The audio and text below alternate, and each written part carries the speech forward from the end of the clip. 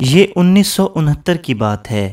ذوالفقار علی بھٹو اندرون سندھ کسی علاقے کا دورہ کر کے اپنے گھر لاڑکانہ واپس جا رہے تھے۔ اس وقت انہیں شدید بخار تھا اور ان کی گاڑی ممتاز بھٹو چلا رہے تھے۔ شہداد کوٹ اور کمبر کے قریب ایک مزار پر بیٹھے فقیروں، موالیوں اور نشائیوں کو ان کی آمد کا پتہ چلا تو انہوں نے بھٹو کی گاڑی کو وارہ پل کے مقام پر گھیر لیا۔ ممتاز بھٹو نے لاکھ سمجھانے کی کوشش کی کہ بھٹو صاحب کو بخار ہے، انہیں جانے دیں، مگر وہ نہ مانے اور بھٹو کو اپنے ساتھ آستانے پر لے جانے پر باضد رہے۔ ذوالفقار علی بھٹو نے ان کی بات مان لی اور ساتھ چلے گئے۔ وہاں فقیروں، موالیوں اور نشائیوں نے بھٹو کو اپنے ساتھ چرس اور بھنگ پینے کی پیشکش کی۔ بھٹو نے ان سے کہا کہ وہ انہیں بس چائے پلا دیں۔ چنانچہ ان فقیروں نے گڑ کی چائے بنا کر بھٹو صاحب کو پیش کی۔ اسی دوران ایک فقیر نے بڑے بڑے رنگ برنگے منکوں والا مخصوص ہار اپنے گلے سے اتار کر بھٹو صاحب کے گلے میں ڈال دیا۔ یوں بھٹو تیز بخار کی حالت میں کچھ دیر ان فقیروں کے ساتھ بیٹھے رہے اور پھر اپنے گھر لاڑکانہ چلے گئے۔ پیپلز پارٹی ان فقیروں اور موالیوں کو شاید مدت ہوئی فراموش کر چکی ہے، تاہم ان لوگوں نے آج بھی بھٹو کو دلوں میں بسایا ہوا ہے۔